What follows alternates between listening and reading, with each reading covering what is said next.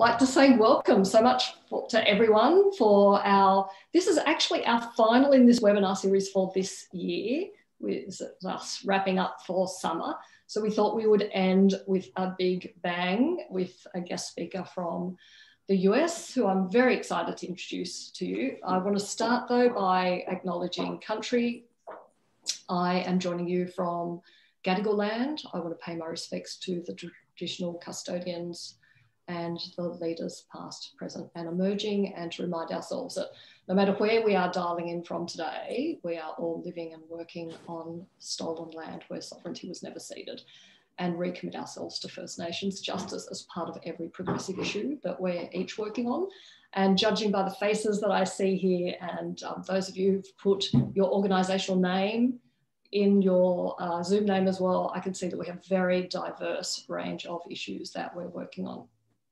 But a common thread is that we want a fairer, more sustainable world. And one of the things that I think we all question, any of us who are working for social change, and particularly those of us who are community organisers, are always asking the question of how do we scale up our movements? How do we reach more people? How do we increase our impact and really shift power? And so to help us answer that question and share some thoughts on that, I'm delighted that our guest today is Peter Murray. Some of you will have heard of Peter, some of you may have seen his work. I first came across Peter's work when he published an article in the Stanford Social Innovation Review I had to check it this morning, it was 2013, so a little while ago, and I'm very excited to hear that he's been continuing that train of thought. But there was a great article called The Secret of Scale, which a number of us will have read because we want the answer to the secret to scale. So Peter did that research, which he'll talk about a bit today, and the implications, and then went on to found Accelerate Change, which is a non-profit media lab dedicated to finding new, scalable, sustainable ways to have more impact and build community. So very excited to have Peter with us. The format we're going to have today is Peter's going to share an overview of the research and the sort of conceptual framework around functional organising and a couple of case studies. And then I'll ask him a few questions, and then we will open it to the floor for questions and comments, particularly interested in being able to tease out from today's session what we think that looks like here in Australia, and to understand the processes for those of us who are keen to think about introducing functional organising into our work. What are some of the steps involved in that? So if there's nothing further, I think, Peter, actually, maybe if people want to jump in the chat and also introduce themselves a bit, and we can get a feel for who's in the room. So we obviously have too many to go all the way around and do a name round, but it'll give Peter a sense of the types of issues that you're working on and organisations. Peter, thank you very much for joining us. I know it's dinner time and we are taking you away from your children for this hour, so really appreciate it. Yes, they may run through, so you may not take me away from them fully. You may see some children running through as a part of this presentation, which make it all the more exciting.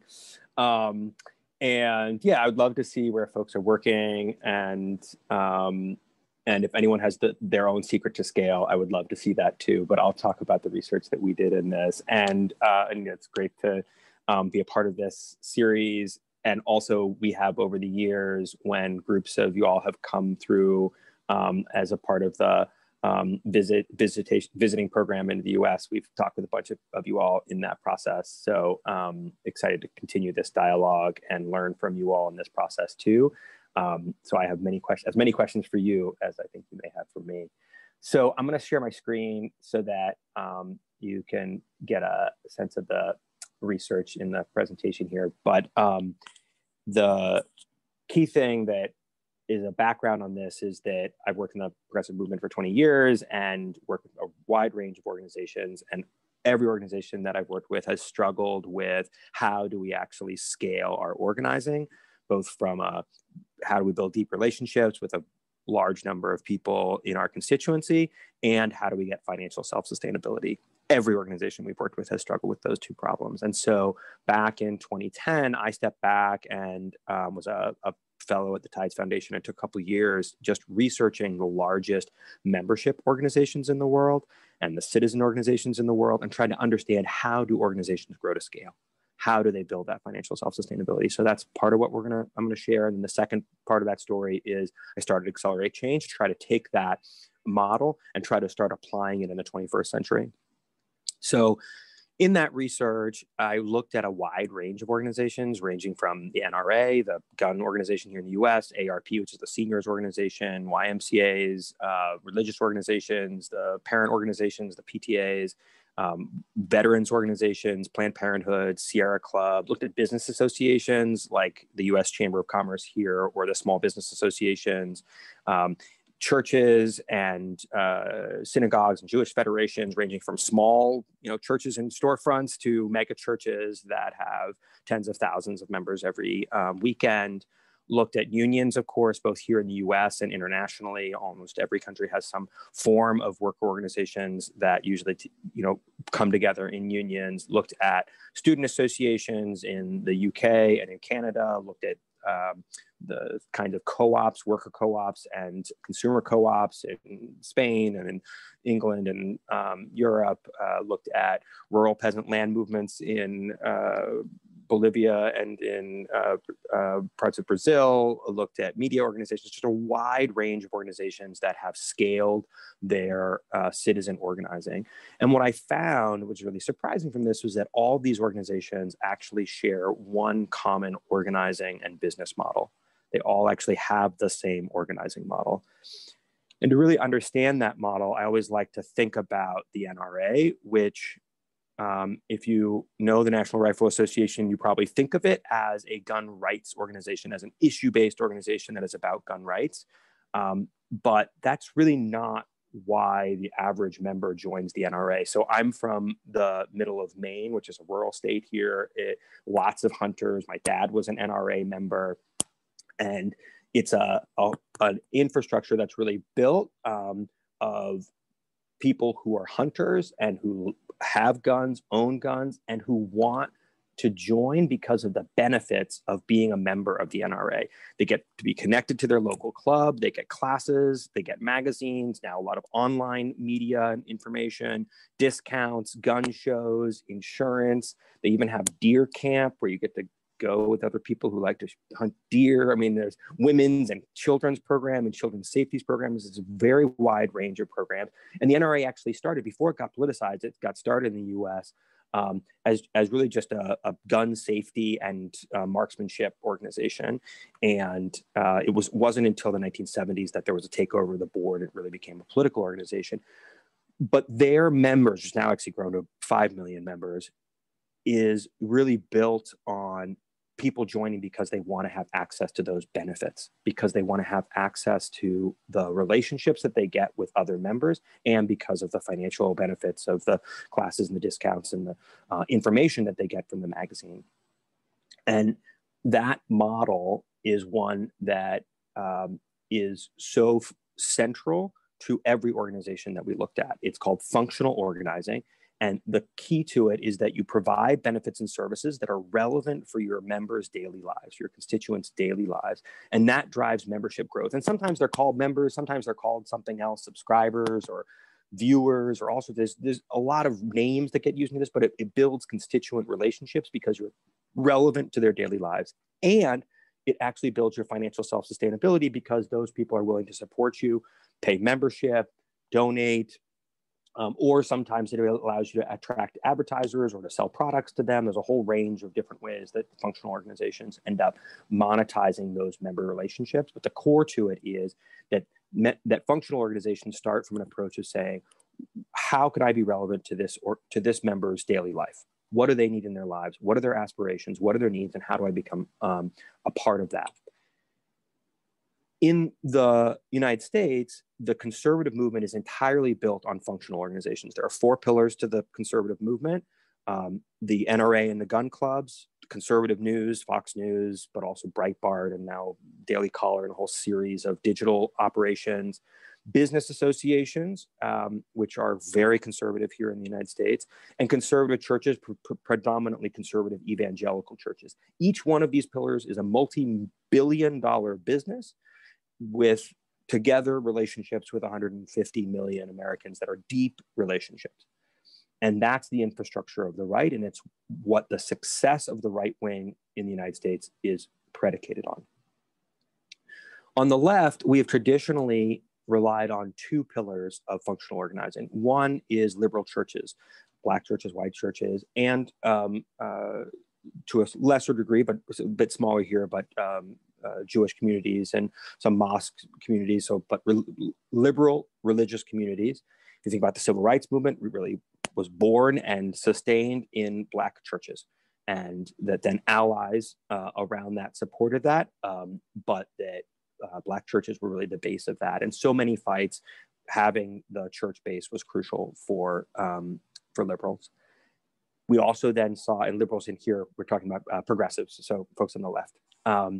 And the other is unions. And for 100 years now, labor organizing has been advanced through unions and have really been central to the growth. The challenge is that on the left here in the US, these two pillars have been in decline for 35 years.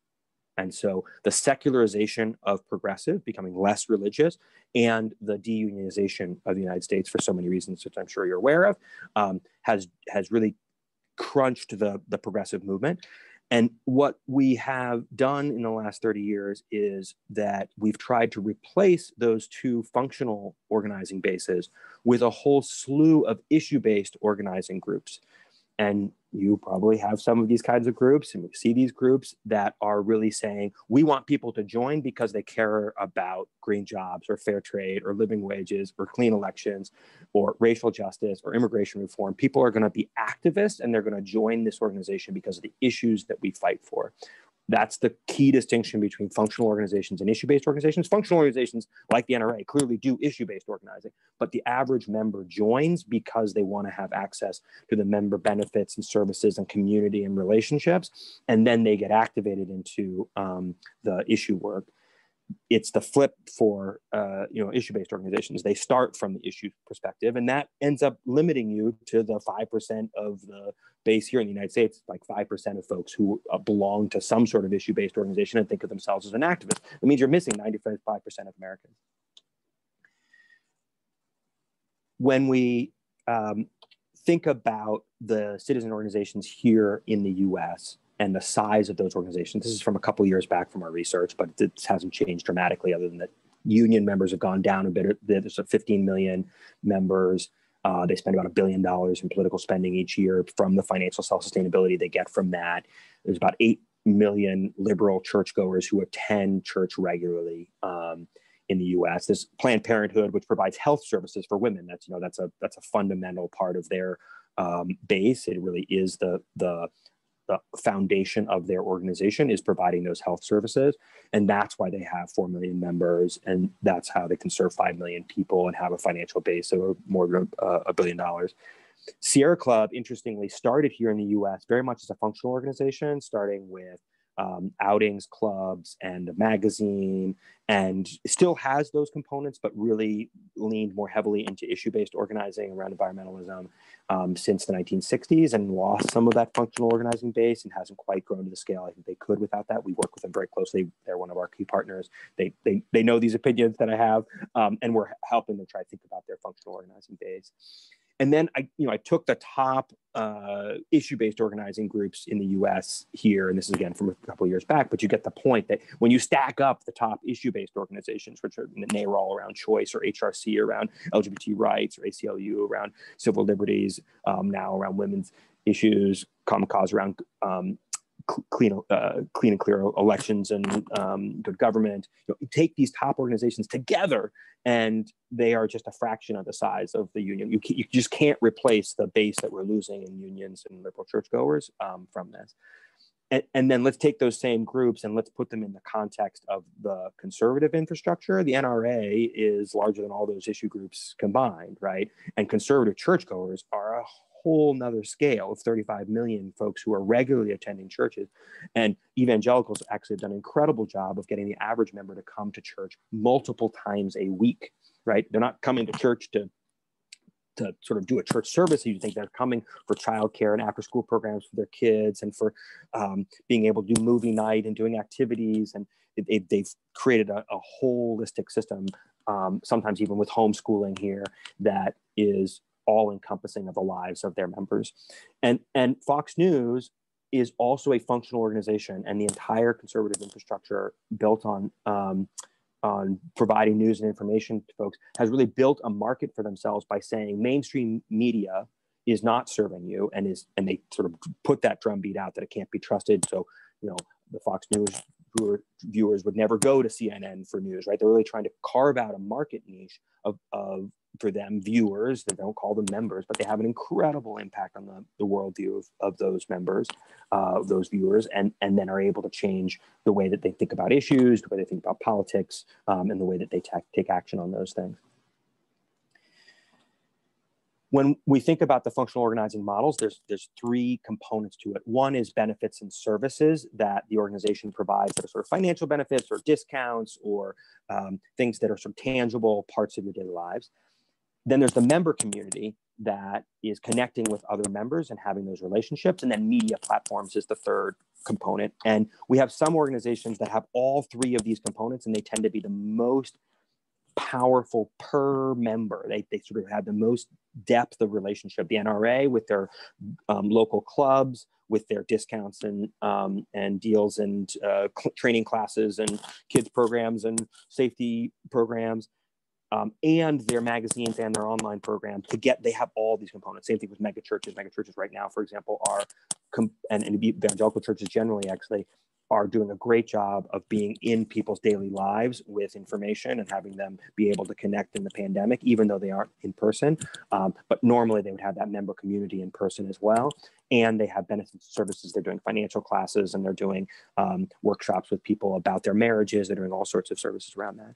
You then have some organizations that really have the benefits and services in member community. The unions often have this, business associations, evangelical churches, where they don't have as strong on the media platform. Then you have other organizations that are really much stronger on the media platform, but don't have the member community. Here, AARP is our senior organization, has 40 million members, and they're an incredible magazine and online presence, and they have really good benefits, but they haven't built as much of a community amongst their members, which is a weak spot, but they're still super powerful here.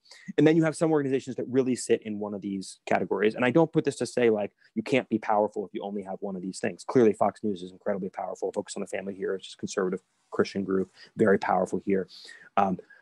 But many organizations are able to combine these components into a adaptive relationship that's really there. And actually, even Fox News is starting to creep over into building member community. They're having a lot of events that they're trying to do to build member community.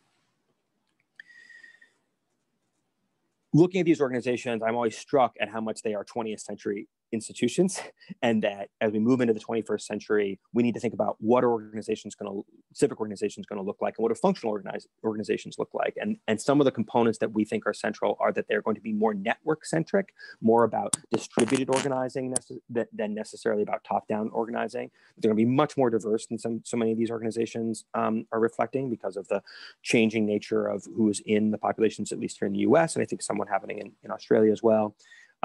The digital first nature of organizing is central to these organizations. Everything they do, it's not like they're tech organizations or digital organizations. It's just anything you're doing has to have a tech component and digital component to it. And that's a part of it. And it has to be data driven. Those are, everyone's A/B testing. There's a lot of lean experimentation here, which I know, Anita, you all have been pushing into the movement there quite a bit, and we'll talk more about.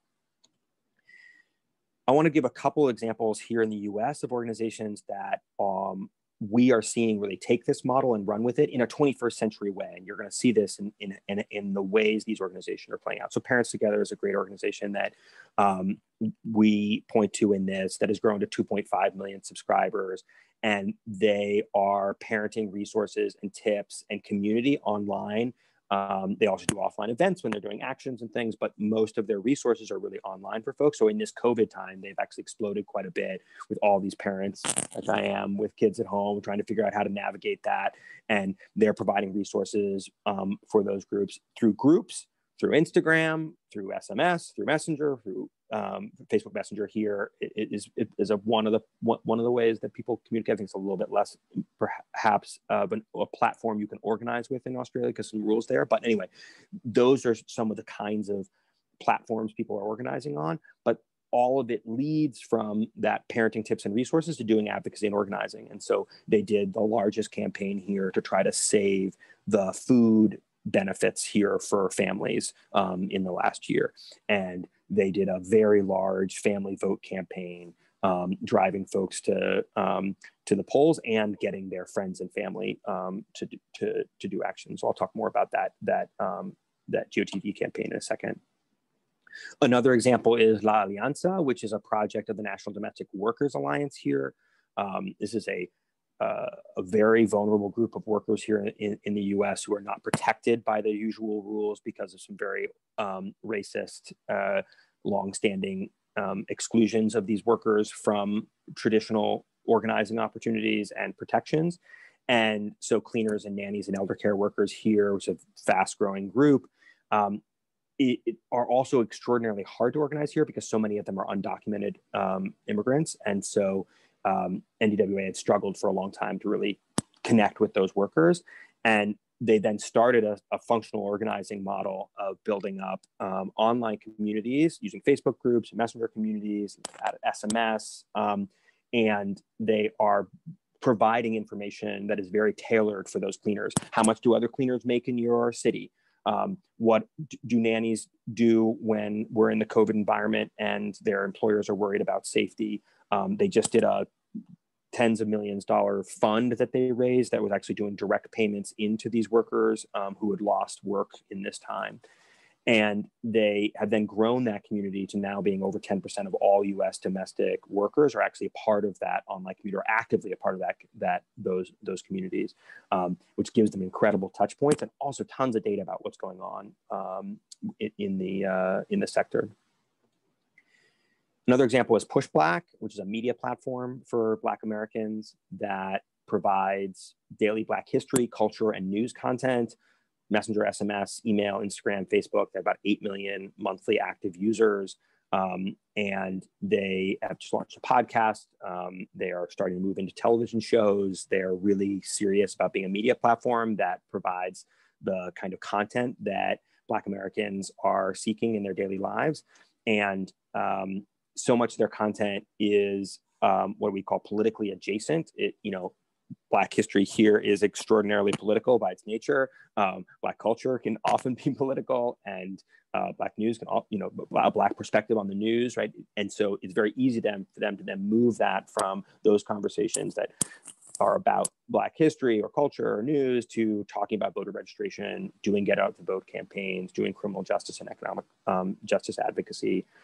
So these groups and a few others that are also functional organizing groups that are doing this kind of organizing came together this year and ran a Get Out the Vote program that is the largest Get Out the Vote program that's happened digitally here in the history of the progressive movement. It's just incredible to see what they can do. And it was the most impactful tactic that we've ever seen. So we worked with a wide group range of groups here, Move On and Human Rights Campaign and Sierra Club and others that have tried to do really good work.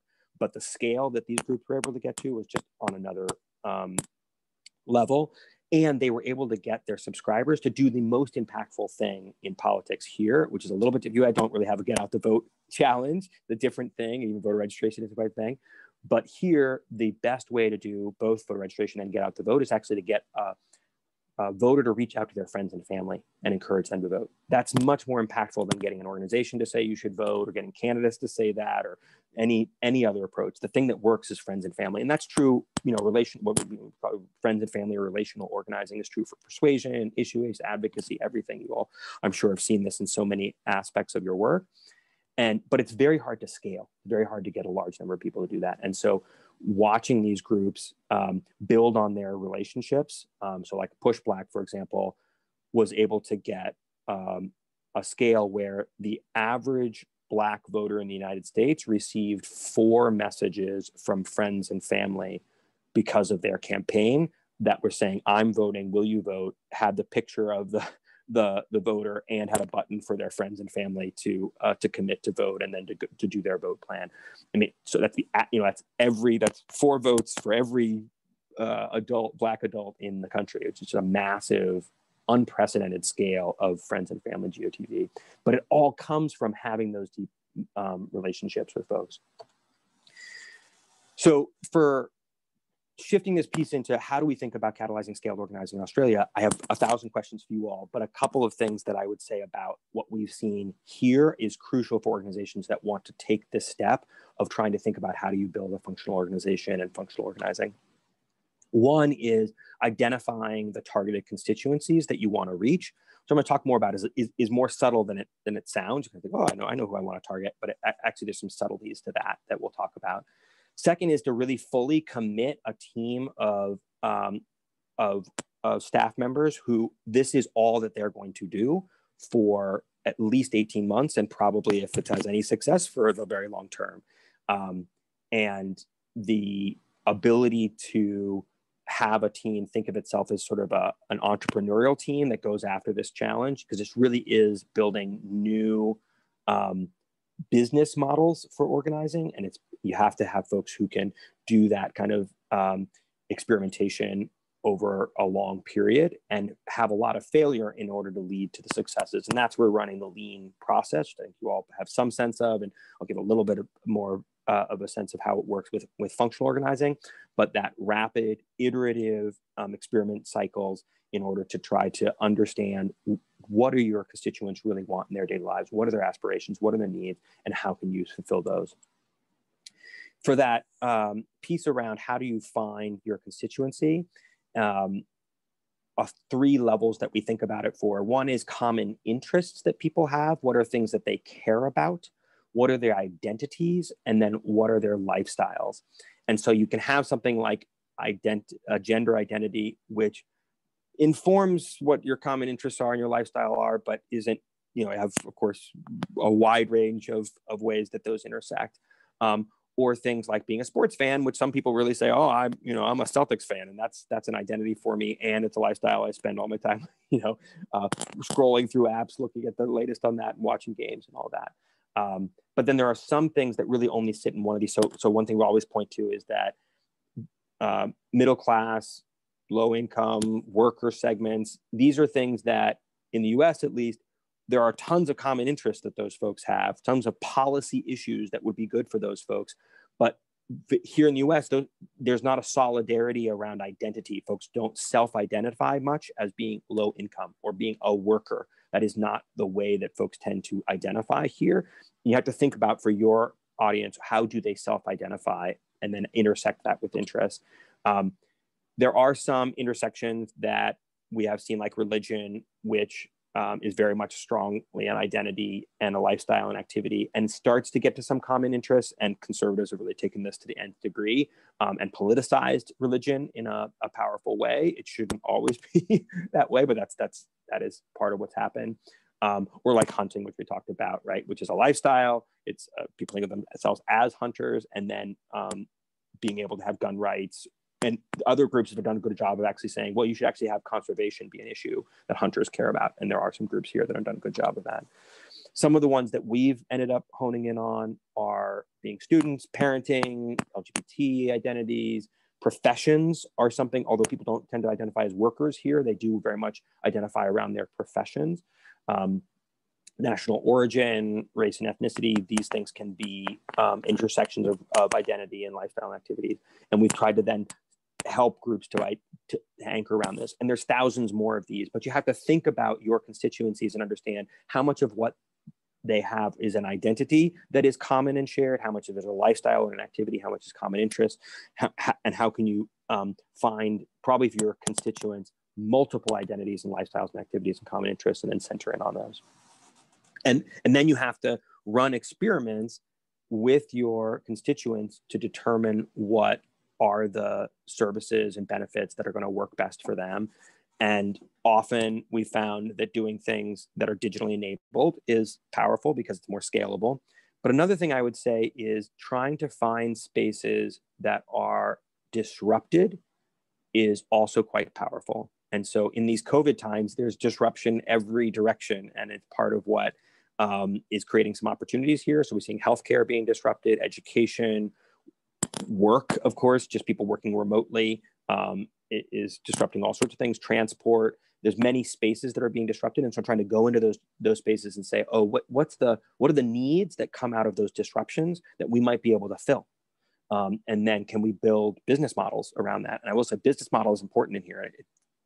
As someone who's worked in the movement for many, many years, sometimes those are eschewed. And I think we have to recognize that business models are important, and recognize that the strongest business models are when you get your constituents to pay for or donate for the services you're providing. And that is the strongest approach. And we definitely center around that. So Push Black, for example, which we talked about earlier, gets over 100,000, maybe up at 200,000 donations from their subscribers every year.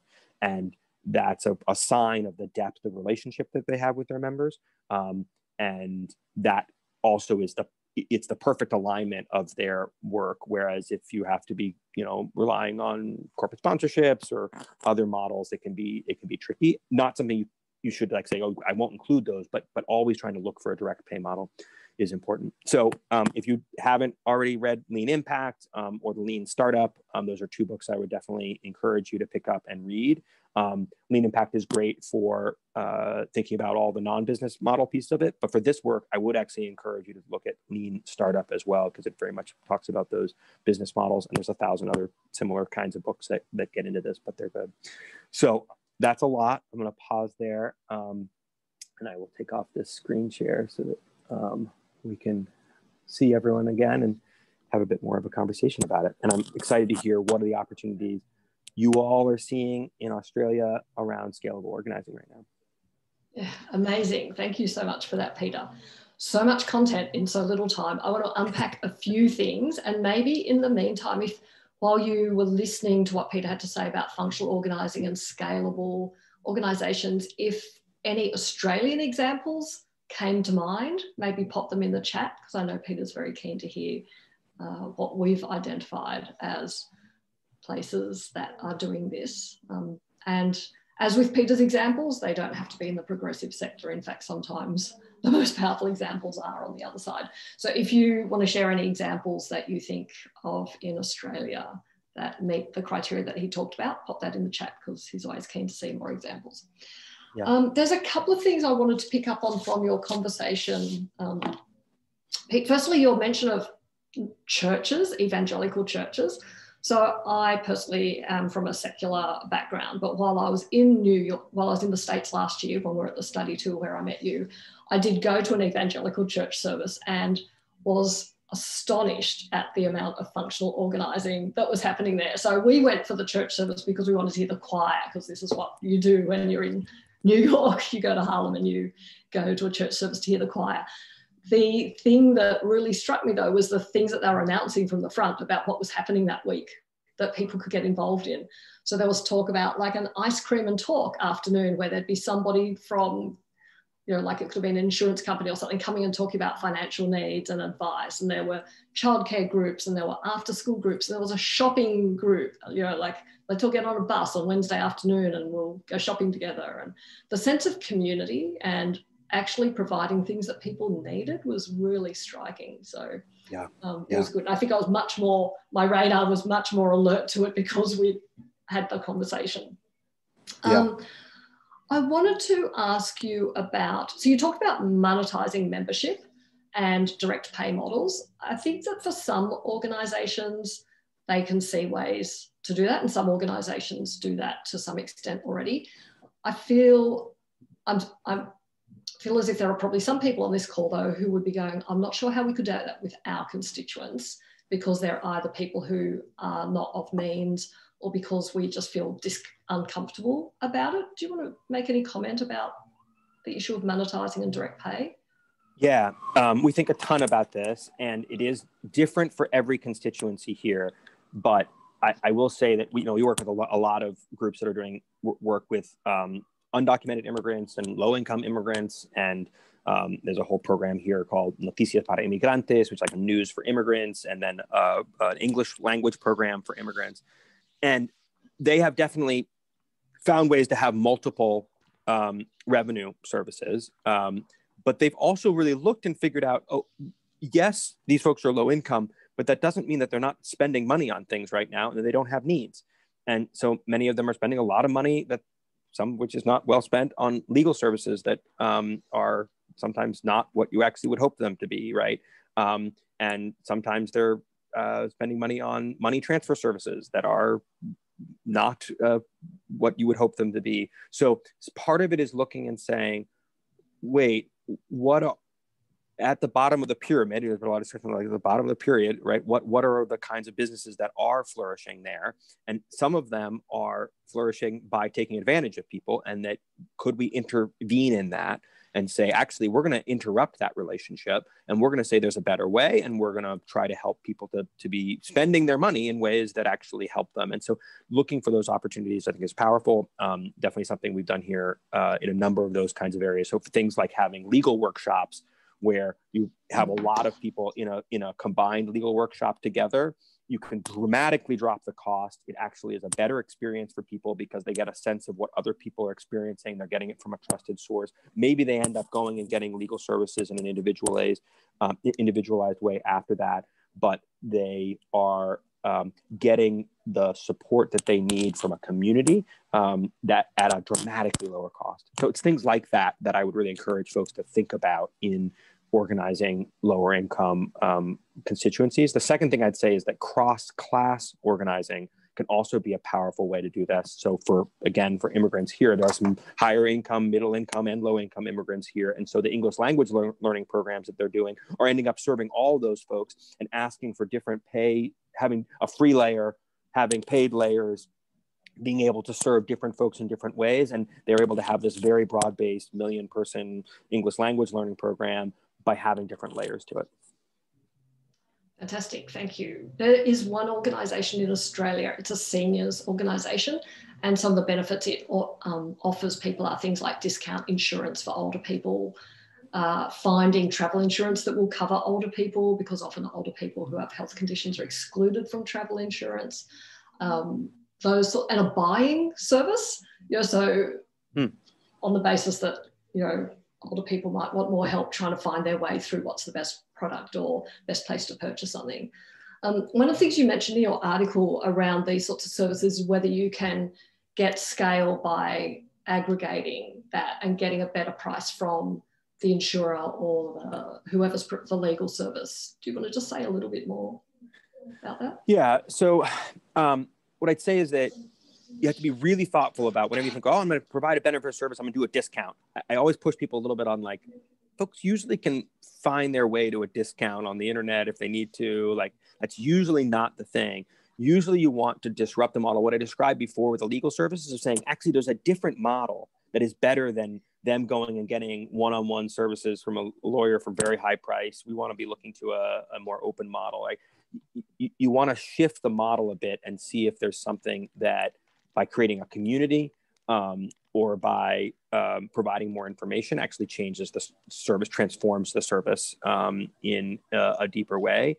Because usually just saying, I'm going to get you a 5% better deal on insurance doesn't actually get you far enough for people, A, to feel that real connection and say, I want to do that, and B, to have something that's so high value that they'll tell their friends and get excited about it in a deeper way. So yeah, that idea of like compete for value. Can you provide something that's actually demonstrably better? It's not that we say, we're going to provide legal services in a big room with multiple people because we just want to cut the price. It's actually, you get a better experience by having a community of people and then being connected to them and being able to have those trusted relationships. That actually improves the experience while also having it be at a lower price. Okay, great. I have another question, and I invite people, if they have questions, pop them in the chat so that I'm not dominating you, because otherwise I'm just going to feel like I've taken advantage of Peter and have you all here as observers. And I'm keen to hear, there are organisations who are here on this call and ones that I speak to who fall into probably one of three sort of places on the spectrum. They're either already doing campaigning and organising and are thinking about how do they bring in a functional element, or they are already doing something that gives benefit or services to a constituency and are thinking about how to add organising. Yeah. And then there are people who are thinking about starting something from scratch. So interested in your observations and insights after working with so many different types of organisations about what your tips would be for people in those 3 different categories and whether you think there's a more potent sequence. Yeah, that's a great encapsulation of the levels that folks are often at in the US on this as well.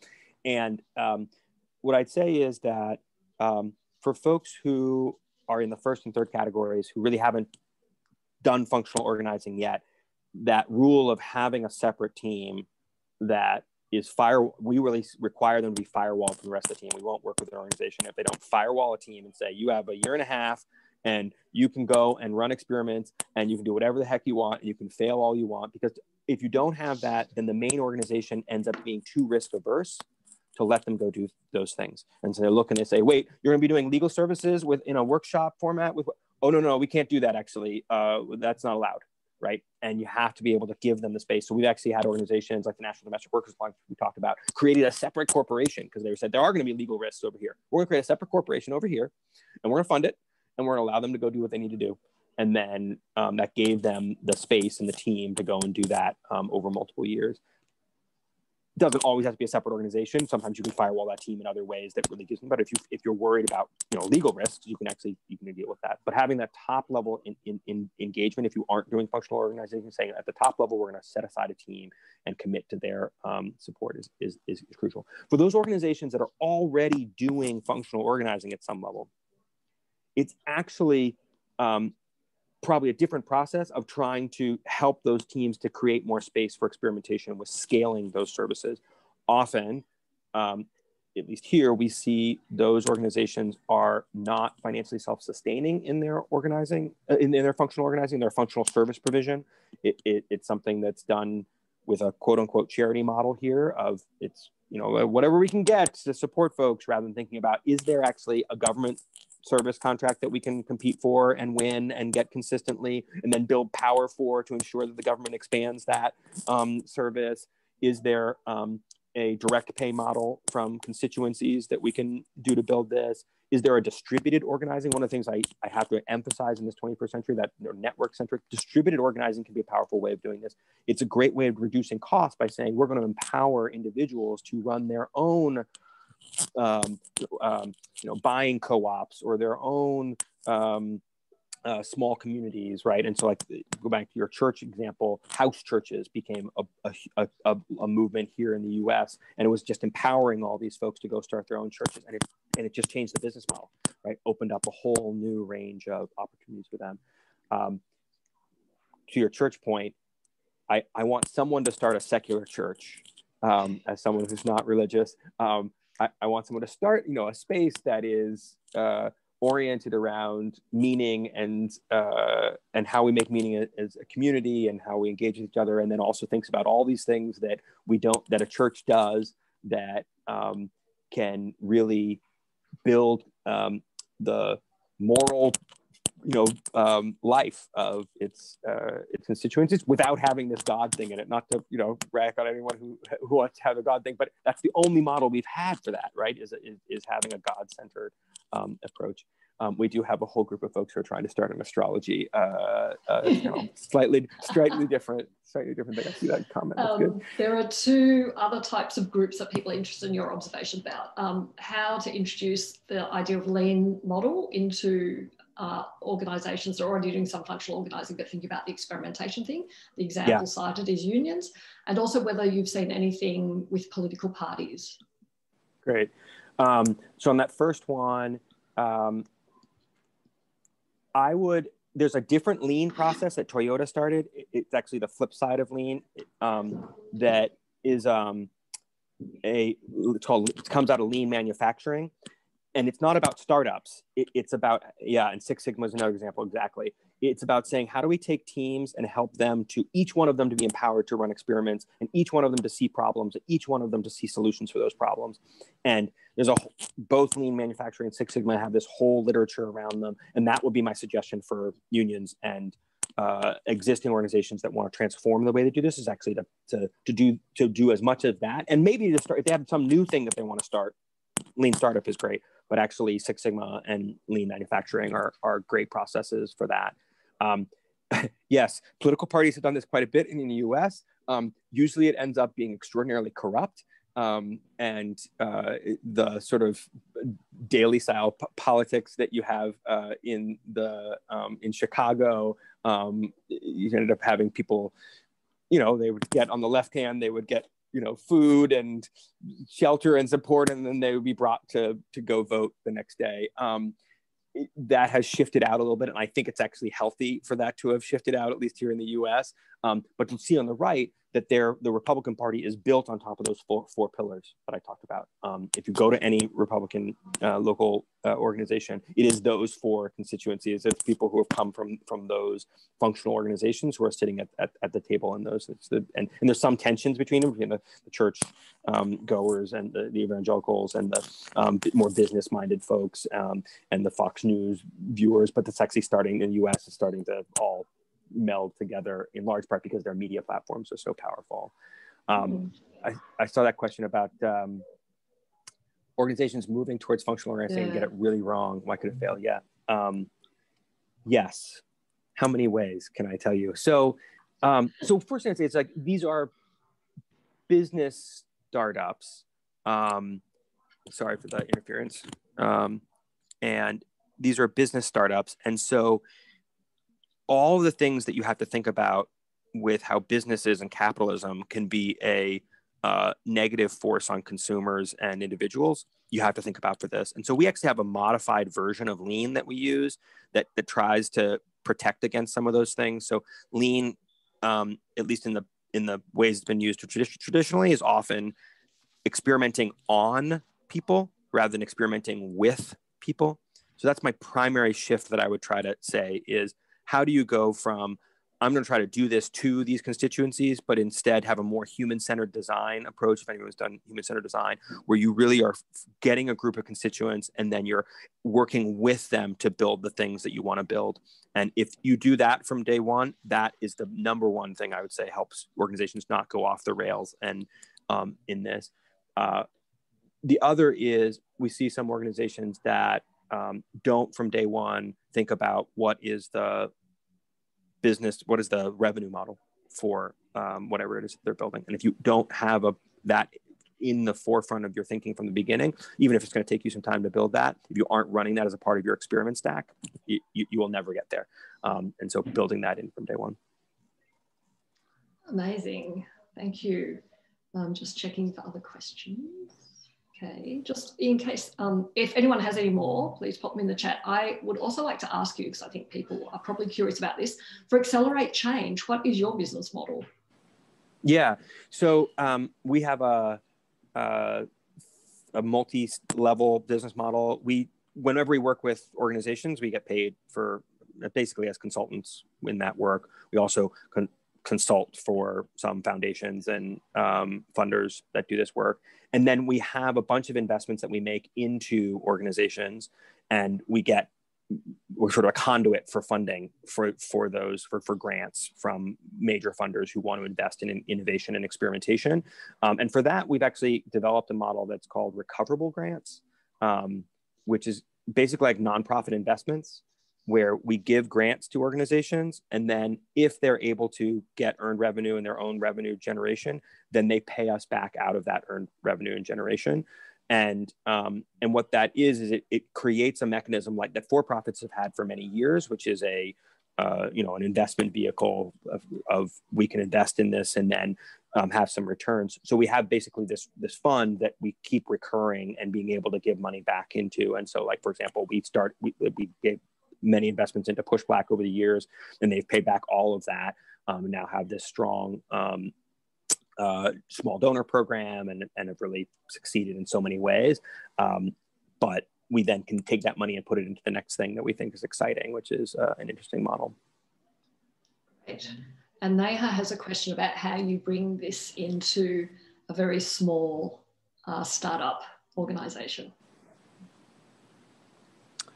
Yeah, reading that through. Okay, so Right. So I guess I'd say two things on this. The groups that we've seen that have found a bridge between organizing and that are doing issue-based organizing or community organizing to doing functional organizing most seamlessly have done it with in the media space. Because organizing, issue-based organizing, is becoming digital organizing, what we call blended organizing, offline and online, right? That sort of like mix of offline and online, that's the future of organizing, right? Everyone's starting to think, oh, how do I do digital organizing? And so they're starting to build that in. And then once you start thinking about how do I do digital organizing, you start to have to think, oh, well, if I'm going to do the best digital organizing, really doing digital media is what I need to be doing. And for that, I need to be connecting with people in their daily lives. So to have a good Instagram account, you actually have to put out content that people want in their daily lives. And so that's my primary suggestion. If you're a small shop, if you're doing organizing and you are doing some digital, the best thing to start thinking about is, oh, okay, how do I start building in, creating Facebook groups, creating Instagram accounts, creating networks of accounts, creating influencer networks that are that we can raise up to work on these issues. Those sorts of things can get you towards building a media property, basically, which is a kind of functional organization. And that is definitely where we've seen the most disruption in the last 10 years and the most opportunities for rapid growth is in the media space because of these things we have in our pockets, which have changed the way we do everything, right? And so I would think about how you can make your digital organizing more in the framework of what do people want when they wake up on their phone? And I would start with that. What do they actually wake up with already on their phone? What do they do? Do they go to a podcast? Do they check an app? What are they scrolling through? Is there an email that they look at? What's that and why? And then once you figure that out, you need to start saying, how can I insert myself into that relationship? Just like these other conversations. How do I do that better? How do I have that thing that's going to work then? And that starts with the lean process. So, and that's an organizing relationship very quickly if you move to it. That is a short distance between that and then being able to move people onto issues if you have that digital relationship with them. That's great. Thank you so much for that. That's a great answer because it also raises, I think, the two examples that you mentioned, Push Black and the one with parents and food, that concept of politically adjacent content, but that is meeting a need. And so I think that's the difference between what I think many of us do now with our digital presence. If we are mainly campaigning and organising, we're pushing out content that's related to issues campaigning. Yes. And I think what I've seen in the examples that you talk through is actually that content is not overtly political or campaigning or calling for action around the issue, but it meets a real need that then relates to an issue that does have a policy implication and that builds people's readiness to take that action. Yeah, and it can be very strange. We have this group Progress Pop that started in the last couple of years here that has been doing fascinating experimentation about where those adjacencies exist. And it turns out here in the US, astrology, as much as we're joking about this earlier, is a through line that they get more liberal folks, but folks who tend to be politically, many folks who are politically disengaged. So they have this whole run of astrology content, drawing people in with astrology content and then starting to talk to them about issues and taking care of the planet and, making those connections. So as much as that, I think we're joking about that, look at where people are. I can't tell you how much. What are they doing on their phones? What are they consuming? What do they look at? And then how do you become a part of that, that ecosystem that they already are thinking about on a day-to-day basis? Amazing. We're going to start to wrap up now. Great. Okay. We're going to start to wrap up. I'm going to invite people maybe to pop into the chat something that you're taking away from this conversation. And while you do that, I'm going to ask Peter for some closing comments. One of the things, my observation when I read, this is what happens to me anyway, so I'm just going to generalize, but when I read and reread your article and when we met in the US and today, I get extraordinarily excited about the idea of functional organising. I want to say to everyone, we should all be doing functional organising, but I feel like it's very easy to get excited about it and much harder to actually do it well. So I guess whether you've got any final words around like, what would you look for as signs of readiness for an organisation to be able to launch into this and to do it well. And yes, Hayden will share the recording. Yeah, so number one is socialize this around your teams and see if folks are excited to make these leaps and in what spaces they are. Every one of you is working with a different constituency. For some of you, it's going to be thinking about how low-income immigrants are going to be getting the services they need. And for other folks, it's going to be thinking about media properties and media platforms. It could be a whole range of things. But whatever it is, it starts with constituent discovery, right? That process of interviewing your constituents, finding out what they do in their day-to-day lives, what are their needs, what are their aspirations. And that is a process that, whether you're going to do functional organizing or not, is a very important process for you to do. So my number one starting place is like, do your constituent discovery. You cannot start doing functional organizing, and you really probably can't start doing your issue-based advocacy until you've done constituent discovery. And most folks are like, oh, we talk to our constituents all the time. But I'm talking about a different understanding of their daily lives that's not about the issues. Like, really cut away from the issues and say, wait, what are you doing in your daily lives? Again, how do you wake up? What do you do? Where do you go next? What are your key pain points? What are you worried about in your life, like on a day-to-day basis? Community-based community organizing has done probably a better job of this, but even that, it's like stepping into that daily habit space. And then the second thing I'd say is having folks who are more digital native in your space, having younger people be a part of your organization and inviting them in to co-create with you is a second piece that we see as being crucial. And so, that leads to, we had a whole bunch of folks who were doing this amazing organizing on TikTok and Snapchat this year. And that's not spaces that I have any clue about, but I just backed those folks and supported the heck out of them. And they were monsters in those spaces and have really built very strong networks of influencers. And there it is, a much more, that sort of network centric approach is very much central to it. So things that I would suggest, like big picture, I don't know the context there, but I'm saying things that we're thinking about here. Networks of micro influencers on TikTok, Instagram, and Snapchat, thinking a lot about podcasts and podcast networks, thinking a lot about how having more SMS and email relationships that are really more newslettery, sort of what do I need in my daily life sort of content, trying to think about what's going to be the spaces post-COVID where people are going to want to be in community together, and how do we immediately step into those spaces and not do it from a political organizing perspective, but instead of wait, you've just been shut away for how long? What space do you want now that you don't have to be shut away? How do we connect those people together? How do we build communities around that and create celebrations around that? Amazing. We are going to need to wrap, sadly. I feel like we could keep talking about this and listening to you for ages. Hopefully, Peter, this is the first of many conversations you'll have with us here in Australia. I'm going to invite everyone to unmute. And just while we thank Peter, I'm just going to also say that we are well underway in planning out another series of webinars for early next year. So keep an eye out on your inbox for a lineup of those for early next year. But feel free to unmute so that you can express your appreciation to Peter. Thank you so much, Peter. That was incredibly invigorating. Such a great way to start the day. Thank you. Lovely to see everyone online. Yeah. Have a great summer. Bye. Enjoyed your case, Pete. Thank you. Bye. Thanks, everybody. Thanks. See you, everyone. Peter, that was amazing. Thank you. Thank you for pulling that together. Such a interesting group. I was trying to read through as going up all the places people are at, and